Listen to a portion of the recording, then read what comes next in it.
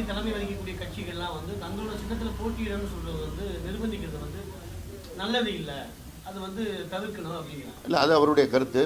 ஒவ்வொரு கட்சிக்கும் திராவிட முன்னேற்ற கழகத்தை பொறுத்தவரை நாங்கள் இத்தனை இடங்களில் குறைந்தபட்சம் போட்டியிட வேண்டும், ஆட்சி அமைக்கின்ற போது எங்களுக்கான அதற்கான நிலை இருக்க வேண்டும் என்ற அந்த எண்ணத்தோடு திராவிட முன்னேற்ற கழகம் இருப்பது கூட அவர்களுக்கான உரிமை இருக்கிறது. அந்த உரிமையை சொல்லியிருக்கிறார்கள். விசிகாவை பொறுத்தவரை அவர்களுடைய சின்னத்தில் போட்டியிருக்கிறார்கள். அதுபோன்று ஒவ்வொரு கட்சிக்கும் எந்த கட்சிக்கு தேவையோ அவர்கள் சின்னத்தில் போட்டியிருக்கிறார்கள். சார், நம்ம கூட்டணியிலிருந்து விலகி போன தமிழக வாழ்வு இருக்காங்கன்னா இங்கே முதல்வரை சந்திக்கிறது கூட ஒரு துறைமுருகன் அவங்களால கூட சந்திக்க முடியல, அதிகாரம் தான் வந்து மேலோங்கி இருக்குது அப்படின்னு சொல்லி ஒரு குற்றச்சாட்டு வச்சுருக்காங்க. ஒரு கட்சியோட பொதுச்செயலாளர் அவர், அமைச்சரவையில் 2வது இடத்தில் இருக்கிறவர், எப்பொழுது வேண்டுமானாலும் சந்தித்துக் கொண்டிருக்கிறார். சட்டமன்றம் நடக்கும்போது பக்கத்தில் இருக்கிறார், அறிவாலயத்தில் பக்கத்தில் இருக்கிறார். அவர் வந்து பார்க்க முடியவில்லை என்று சொல்வதெல்லாம் இந்த நேரத்தில் அவர் சொல்கின்ற குற்றச்சாட்டு. இந்த குற்றச்சாட்டை ஒரு மாதத்திற்கு முன்போ 2 மாதத்திற்கு முன்போ சொல்லியிருந்தால் வேல்முருகன் சொல்வதை நாம் பேசிக்கொள்ளலாம். அவர் கேட்ட இடம் கிடைக்கவில்லை என்ற ஒரே காரணத்திற்காக இன்றைக்கு அவதூறை வாரி தூற்றுவது என்பது தவறான ஒரு செயல்பாடு. இது வந்து சிஎம் சாருக்கு அருகிலே இருக்கக்கூடிய அதிகாரமிக்க ஒரு ஆட்சி தான் நடந்துருக்கு, அதிகாரமிக்கவர்களால் தான் ஆட்சி பண்ண முடியுது அப்படின்னு சொல்கிறாங்க. நிச்சயமாக கிடையாது. நான்லாம் சிஎம் பக்கத்திலே இல்லை, தூரத்தில் இருக்கின்ற ஒரு அமைச்சர். ஆனால் என்னிடத்திலே போக்குவரத்துறையை கொடுத்து நிர்வகிக்க சொன்னார். முதலமைச்சரை பொறுத்தவரை யார் செயல்படுகிறார்களோ அவர்கள் மீது நம்பிக்கை கொண்டு செயல்படுகின்ற ஒரு முதலமைச்சராக இருக்கிறார்.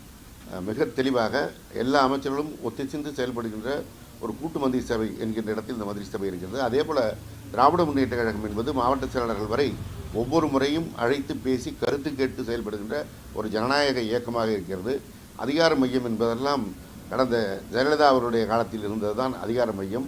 அவரை சந்திக்க முடியாமல் அவருடைய பதிலை கூட கேட்டு பெறுவதற்கு காத்திருந்து செம்பரமாக்கம் ஏரியை திறந்துவிட முடியாத நிலையெல்லாம் இருந்தது. இன்றைக்கி மாண்புமிகு முதலமைச்சர் அவர்கள் எளிய மக்களை கூட சென்று சந்திக்கிறார் என்பதை எல்லோரும் பார்த்து வருகிறோம். மிக பாதிக்கப்பட்டிருக்கின்ற மக்கள், அவர் எந்த நிகழ்ச்சிக்கு போனாலும் அங்கே சாலையில் இறங்கி அவரிடத்தில் கருத்துக்களை கேட்கிறார்.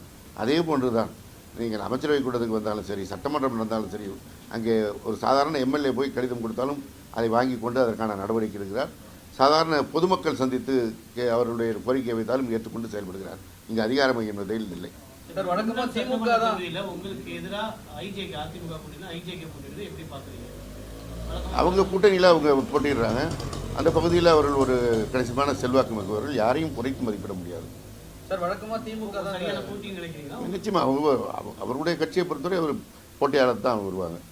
சார், வழக்கமாக திமுக தான் எல்லாத்துலேயும் முன்னிலை தேர்தல் இருக்கே வெளியீடு அப்படின்னும் போது இந்த முறை இந்த கூட்டணி தொகுதி பங்கீட்டிலே ஒரு தொய்வு இருக்கு. கூட்டணி கட்சிகள் ஒரு இல்லை, இது தொய்வே இல்லை.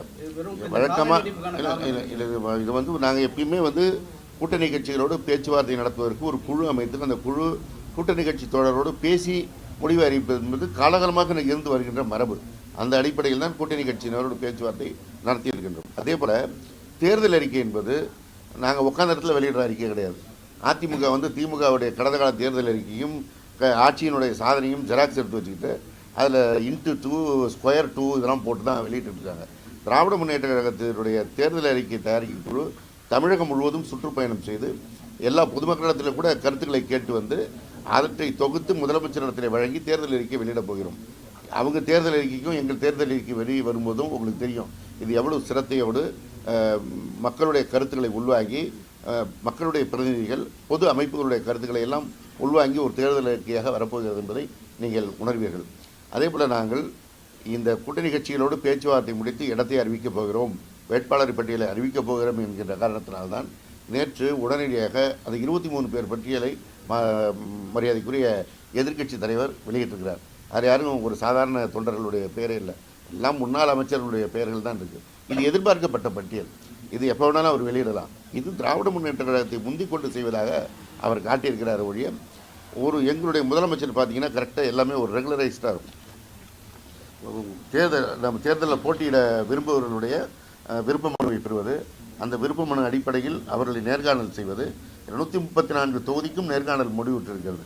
அந்த விருப்ப மனு கொடுத்த அவர்கள் அத்தனை பேரையும் அவர் சந்தித்திருக்கிறார். அந்த அடிப்படையில் இன்றைக்கு ஒவ்வொரு செயலும் திட்டமிட்டு நடைபெறுகிறது. எனவே இதில் காலதாமதமோ தொய்வோ எதுவும் கிடையாது.